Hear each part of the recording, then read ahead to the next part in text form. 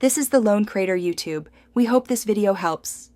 You begin by checking exactly what you use, concentration and times per day. Once done, reduce to 1 spray per nostril at the usual morning dose. Keep evening habit unchanged for now. This small cut lowers dependence without shocking the nasal tissue. Make sure to have saline spray and a light mucus gel ready to soothe the lining. You'll set a clear start date and reminders. This keeps you consistent and tracks progress so you can adjust safely. Now you move into the detailed middle phase. Over the next week, switch to 1 full morning spray and cut the evening dose in half by alternating nostrils. This balances relief with reduced exposure.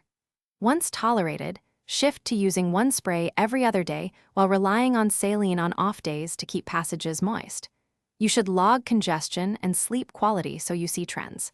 If rebound sneezes or blocked nights appear, slow the pace. Do not return to full-strength daily use.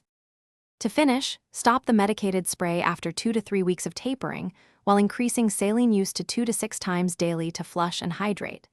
You'll feel congestion as the nasal lining recovers. This is temporary. If symptoms spike, consider a short course of a steroid nasal spray or oral antihistamine prescribed by your clinician rather than restarting Otrivin. Troubleshooting. If blockage persists beyond several weeks or you have fever or Thanks for watching. Consider subscribing if we helped you.